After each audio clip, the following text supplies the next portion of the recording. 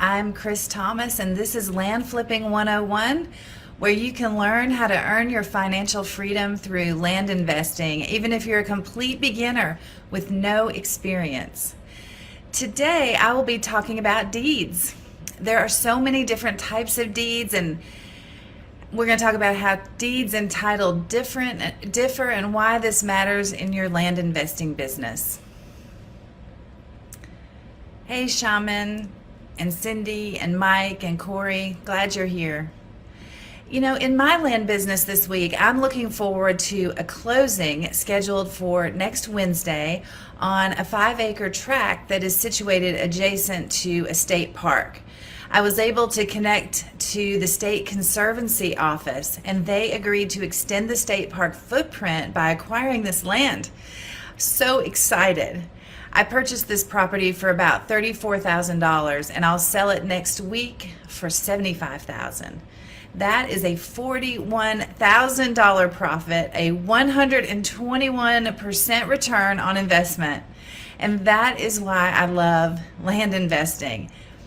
I mean, where else can you make 121% on your money, all working online from anywhere? I am so grateful. I am so blessed, and I am happy to talk about it all the time. So before I share about deeds, I want to answer a couple of questions posted in the group. Priscilla Pastrup asked, do you put a cap on market value for letters you send out? For example, only send letters to market value of $10,000 up to $300,000? That's a good question. And the answer is yes, Priscilla. I normally will look at 5 acres valued at between $20,000 and $200,000 retail market value. But that's really a personal decision just based on how many records there are and what your funding capacity is at the moment. Thanks for the question. Hey, Laurie and Tim and Cindy Crane. Welcome, everybody. Thanks for the question. I'll move on next to a question I had from Tom Ramey. Okay, he posted on Facebook and said, I've had an overwhelming response in my first mailer. Could you touch on how you handle and sort incoming calls as well as signed offers? I literally have a stack of 20 plus signed offers to contend with, not to mention the list of calls I have to return, answering questions before they move forward with my offer. I thought I was pretty organized, but it appears not. Tom, well, congratulations on the success of your mailer. I think this is your first mailer. First, I have learned to focus on all my return calls during just a specific hour of the day, because it takes a certain mindset to call people back, and you need to be in an undistracted environment, right? So I just set aside 1 or 2 times a day to focus on returning calls. You will need to process them as they come in, though. You'll need to evaluate each one from at least a 30,000-foot view first, and then prioritize them by the best opportunities. Just take them one by one. And just remember, this is a high-class problem. First, you need to verify ownership at the county. Are you talking to the deeded owner who's able to sign the documents to convey the property?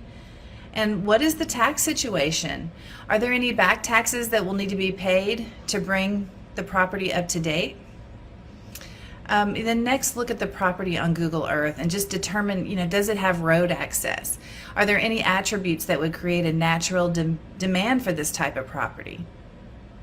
And then review the completed sales in the area to confirm that the price for like-minded properties in the area are selling. You want to check to be sure that you're getting it under contract for around 25% of the retail market value. Hopefully with your blind offer, you already had determined that, and so now you're just fine-tuning it. Your money is really made in this business at the point of purchase, so getting this right is important. Next, find out if the owner has other properties, because if you can buy more from the same owner, it increases the value of that deal. And then, Tom, I'd say if you get positive answers to all these questions, just consider that prioritized as a top priority. But most likely, Tom, it's time for you to outsource some of the tasks in your business. Congratulations to you, and thank you for posting the question.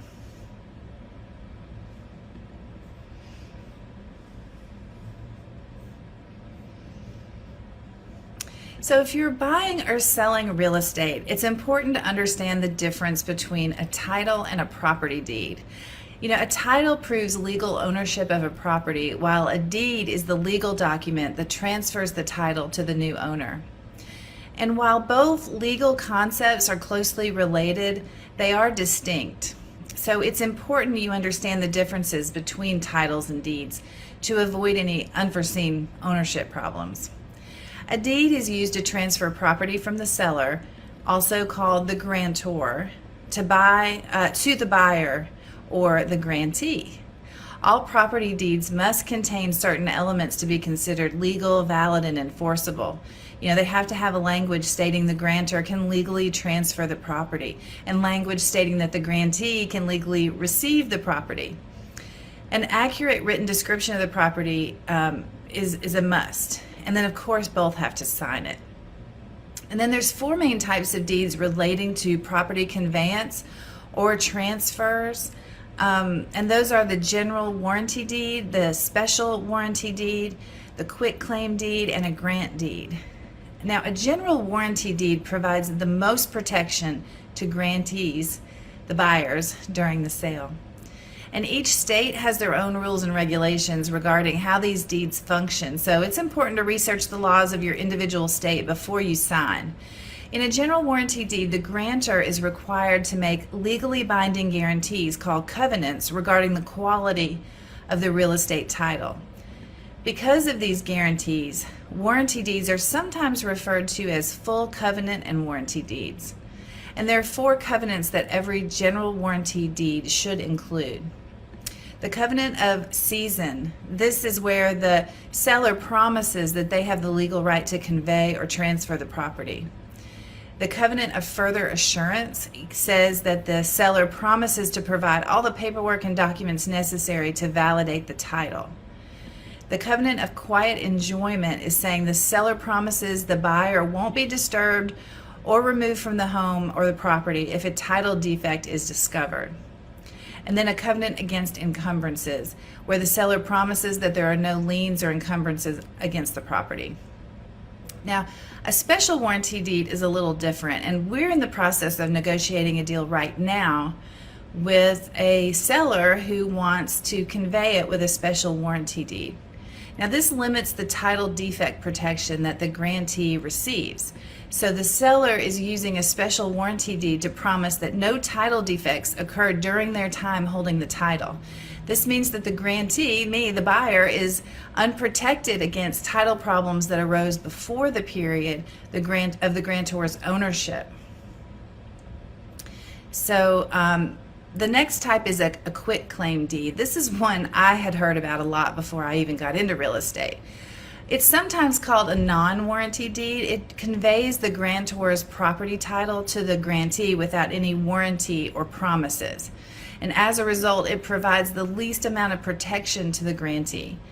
If the grantor has a clear title, then a quitclaim deed conveys the property as effectively as a general warranty deed would.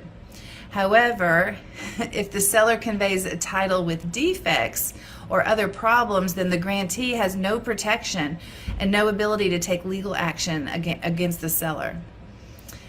So this is why quitclaim deeds are most frequently used in 2 situations, usually by grantors or sellers who suspect title defects and they want to limit their their liability after the property sale, or in official transactions like court and estate proceedings, mortgage defaults, and sheriff sales. It's important to note the tax implications of using a quitclaim deed, because when you transfer the ownership, the buyer is obligated to pay the property taxes on the real estate going forward. And then some states may impose a transfer tax based on the property or based on the percentage of the amount paid to acquire the property. Keep in mind there are exemptions for the various taxes associated with quitclaim deeds, and you should consult, a tax professional if you have any questions. That's my disclaimer. There is another type of deed I'm going to mention, and that's called a grant deed. It's a specific deed type that transfers the interest in a property from the seller to the buyer in exchange for a previously agreed upon price. So while the grant deed guarantees that the seller owns the property entirely, it does not offer legal protection against any title defects like an error in public records or improper signature, some undisclosed lien, maybe a boundary dispute. I did receive a private message from someone asking about how a deed is different from title. And so I think I'm going to answer that for everyone. You see, in essence, a title is a document that proves legal ownership of a property, and it's transferred from one owner to the next using the deed. A property title must be carefully examined and protected because any defect or unresolved problem can render it invalid. And it's also important to select the right type of property deed and draft it carefully to ensure, legal transfer of ownership. As long as these legal documents are executed properly, buyers can enjoy the property without any fear of future complications. All right, so that's what I have on deeds. Corey, I see your question about, do you do this due diligence or do I have someone do it? I would say to answer that question, it's pretty important that you do it yourself in the beginning. I don't really know a lot about your experience, how long you've been doing it, but in the beginning, it's so important to go ahead and learn the process and do it yourself. But to answer your question, my business has a pretty big pipeline and we're sending a lot of mail each week. So we have automated and outsourced a lot of our business.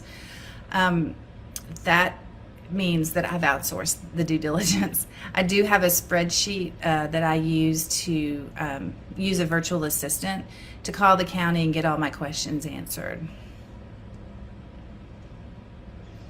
Cindy Crane, how long is your contract with your seller? Great question. I make it as long as possible. If I can get 6 months, that's what I'll do. No less than 120 days because it just takes time to get it going. You got to get your marketing ready for if you're going to do a double close. It takes a few weeks to get that ready and get your property listed. Thanks for the question, Cindy. Yes, Cindy, I do double closes. Well, they're really simultaneous closes. So yes, I do those. On pretty much every deal. Not 100% of the deals, but I would say 80% of the deals.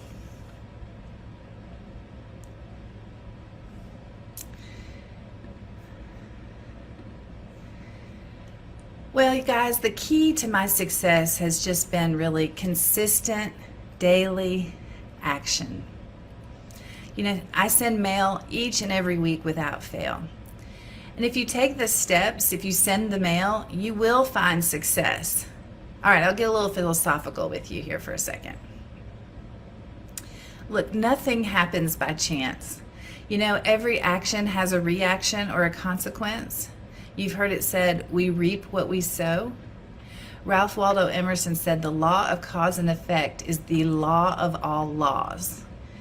The most important lesson involving human conduct is seen in the natural law of cause and effect. For every action, there's an equal and opposite reaction. Every human thought, word, and deed is a cause that sets off a wave of energy, which in turns create the effect, whether desirable or not so desirable. So put your cause into action in your land investing business by going ahead and naming your business. Obtain a permanent phone number separate from your personal number and start the process of reaching out to property owners. Ask them if they would consider selling. Eventually, the effect will be a signed contract in your hand.